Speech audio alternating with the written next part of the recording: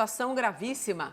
O Pará tem 1.195 casos da doença e 43 mortes. A gente fala ao vivo, então, agora com o governador Helder Barbalho. Governador, boa noite ao senhor. Eu queria saber se o senhor me ouve bem. Quem está falando com o senhor aqui é Monalisa Perrone, mas o nosso time está todo reunido mais uma vez para a gente conversar com o senhor. O senhor nos escuta bem?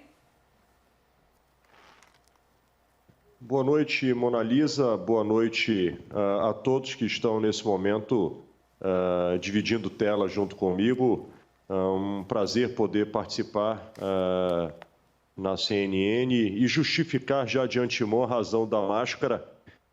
Como eu estou positivo para coronavírus e algumas outras pessoas estão junto comigo nesse momento, por precaução, me vejo obrigado nesse sentido. Obrigado. Sim, governador, a gente ia fazer essa ressalva, sim, mas é muito oportuno que o senhor já tenha feito. Governador, me impressionei bastante com a declaração que o senhor deu hoje, que Belém pode virar uma nova Manaus por causa da situação crítica demais. Eu gostaria de começar a nossa entrevista exatamente com essa informação. Descreva para a gente o que está acontecendo agora em Belém e o porquê dessa frase tão impactante, porque nós estamos falando aqui na CNN, detalhando, mostrando aquelas imagens terríveis do que está acontecendo em Manaus. O quadro hoje em Belém é extremamente preocupante por conta da pressão com que o sistema de entrada na atenção básica, nas unidades básicas de saúde, mas de maneira muito especial nas unidades de pronto atendimento e nos prontos socorros da capital, estão em situação à beira de um colapso, e isto tudo tem trazido consequências gravíssimas. Primeiramente, a ausência da atenção básica na capital está fragilizando a possibilidade com que, de maneira precoce, as pessoas possam ter o atendimento, a orientação e, consequentemente, evite com que a situação venha a se agravar. Por outro lado, a busca pela urgência e emergência, pelas unidades de pronto atendimento, não tem tido o devido respaldo, não tem tido a devida atenção. Há uma situação de dificuldade por parte da Prefeitura de garantir o funcionamento normal por parte das unidades de pronto atendimento e pronto-socorros, o que tem agravado ainda mais a condição em saúde e o atendimento, e inclusive pressionando as unidades de tratamento intensivo. Neste momento, toda a oferta de UTI da região metropolitana de Belém está toda ela saturada. Nós ainda temos UTIs no interior do estado, mas a realidade na capital é absolutamente grave.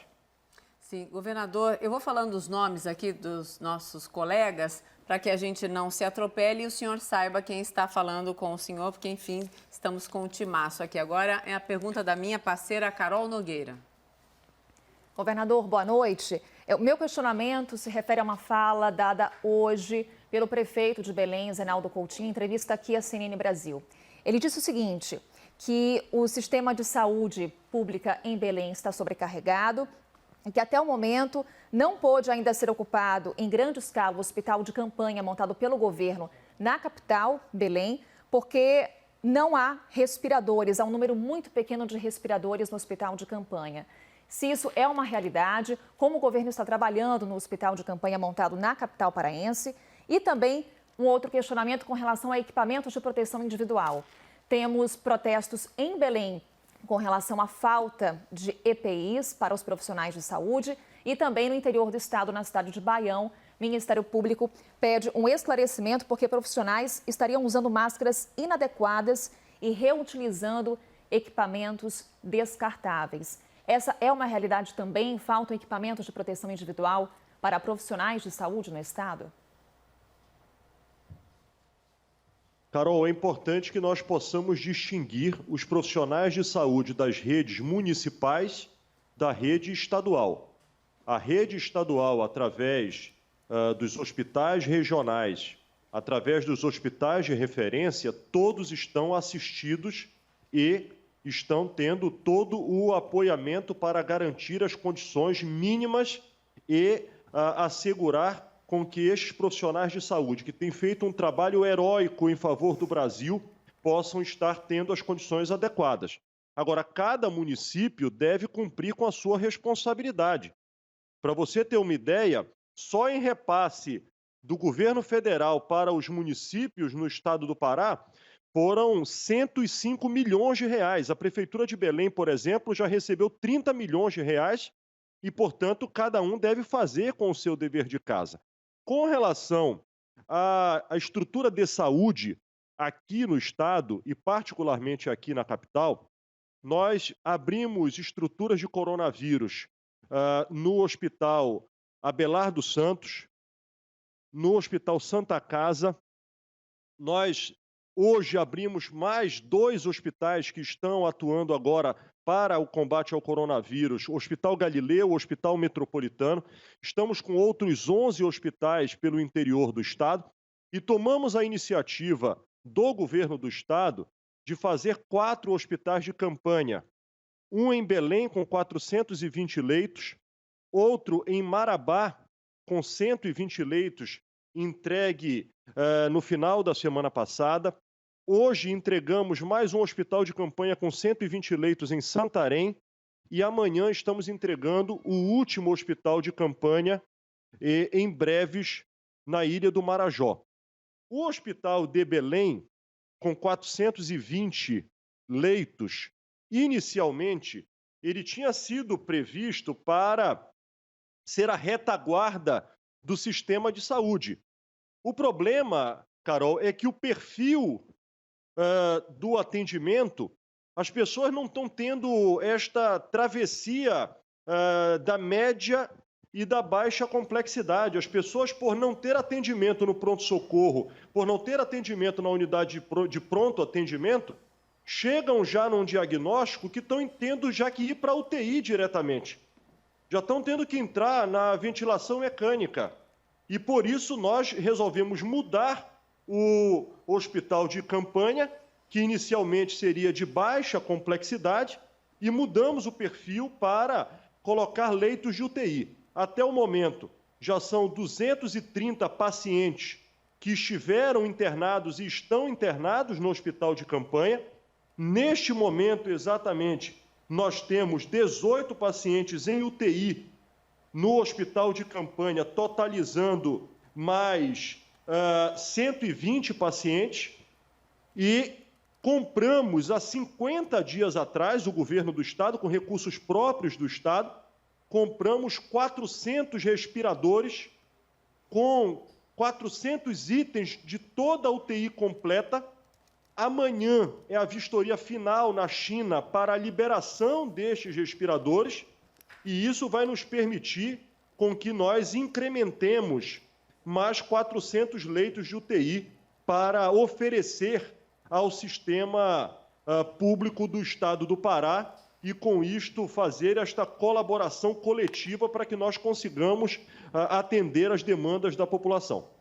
Nosso time ainda tem muitas perguntas. Governador, quero pedir uma gentileza, se o senhor puder resumir nas respostas para que a gente faça muitas perguntas, seria o ideal também. Claro, eu sei da relevância do assunto, enfim, de toda a complexidade, mas é apenas um pedido para que a gente converse bastante. Agora a pergunta da Renata Agostini, a nossa analista. Governador, boa noite. Há algumas semanas o senhor teve que reprimir uma manifestação que pleiteava a retomada das atividades. Queria que o senhor desse um quadro hoje de como que está não só a pressão por parte da população, mas também de empresários. O senhor está sendo pressionado por empresários, prefeitos, para que as atividades voltem ao normal? Como é que está sendo esse diálogo em relação a essa abertura aí no seu estado? Nós temos absoluta clareza das dificuldades que a economia está sofrendo e temos a sensibilidade deste momento. Porém, nós temos que ter clareza de que o isolamento social é o mais efetivo para que possamos salvar a vida da população. Nós temos trabalhado aqui permitindo com que o comércio de rua possa continuar atuando, mas restringindo suspensão de aula, restringindo shopping, restaurantes, casas de espetáculo, também orientando fracionamento de horários para descentralizar o fluxo de pessoas nas ruas. Tudo isto tem permitido com que nós tenhamos um nível que ontem chegou a 60% de isolamento da população. Nós vamos continuar com esta medida. Esta é a medida correta, baseada em ciência, na medicina e na opção pela vida, ao mesmo tempo em que estamos trabalhando para ajudar a economia. Para vocês terem uma ideia, o governo do estado disponibilizou 200 milhões de reais numa linha de crédito de 0,2% de juros para exatamente colaborar nesse momento com aqueles que mais precisam, os micro e pequenos empreendedores e empreendedores individuais. Nós estamos fazendo todas as medidas, por um lado, priorizando a vida, mas sem esquecer da importância de garantir com que as pessoas possam ter o seu sustento. Agora a pergunta da analista Raquel Landim, governador. Governador, em outros estados da federação a gente está vendo planos aí de relaxamento da quarentena exatamente por conta da questão econômica que o senhor citou. Agora, diante do quadro dramático que o senhor descreve, e o senhor mencionou que o comércio de rua está aberto, funcionando no Pará, coisa que em outros estados não está acontecendo, como por exemplo aqui em São Paulo, pelo menos aí até o dia 10 de maio, eu queria entender se o senhor pensa em ir na mão contrária, em realmente fechar ainda mais, tornar essa quarentena mais rígida para tentar evitar o colapso que o senhor descreve, a possibilidade de Belém se tornar uma Manaus. Aqui, Raquel, nós temos feito a medição, nós temos alguns pontos que saltam a nossa preocupação. Primeiro são os coletivos. O transporte coletivo é um problema grave e, por isso, nós editamos esta semana o fracionamento do horário para alguns segmentos da economia. E, com isto, fazendo com que haja a descentralização do uso do transporte coletivo. Por outro lado, nós percebemos um acúmulo de pessoas na porta de bancos, de lotéricas e da Receita Federal. Nós chegamos, inclusive, a ajuizar com que não houvesse a necessidade da validação do CPF para receber o benefício emergencial do governo federal. Ganhamos no Tribunal Regional Federal, perdemos no Superior Tribunal de Justiça.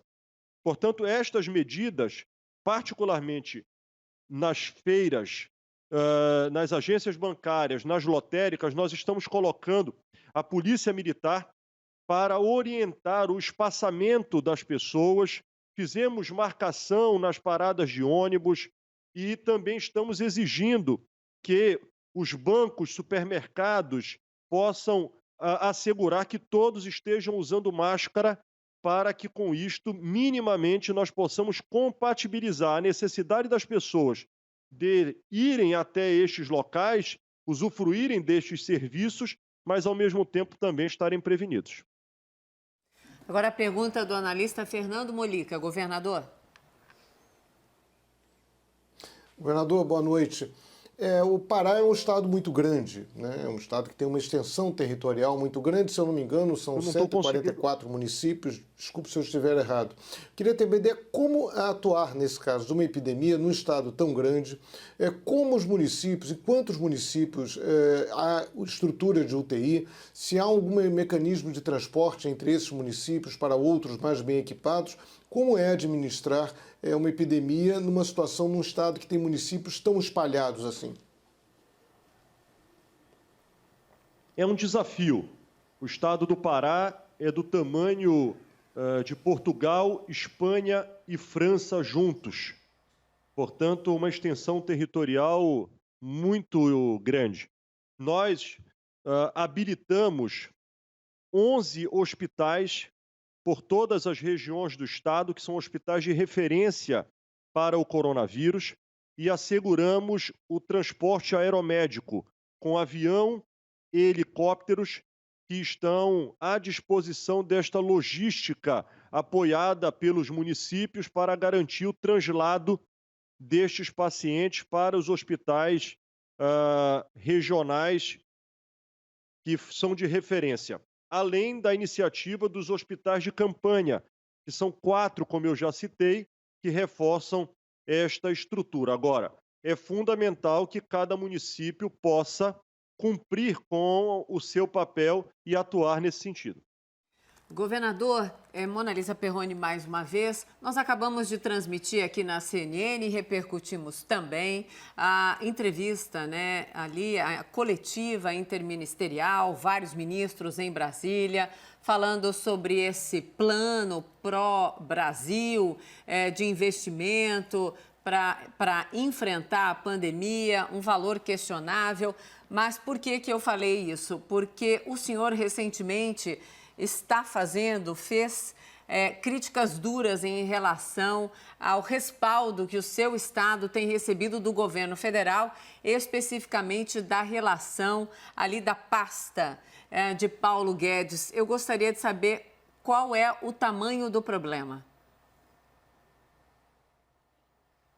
Mona Lisa, eu tenho tido uma postura e um posicionamento que entendo que é compatível com o momento que nós estamos vivendo.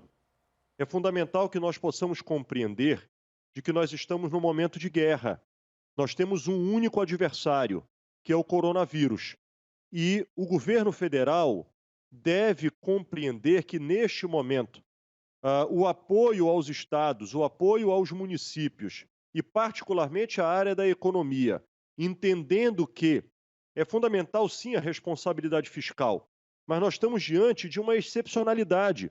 E o Ministério da Economia deve usar das suas receitas, usar das suas reservas para apoiar estados e municípios neste momento. Nós estamos com queda de arrecadação pela desaceleração econômica e, por outro, um incremento no custeio e a necessidade de investimentos, principalmente na área da saúde, para que possamos proteger a população.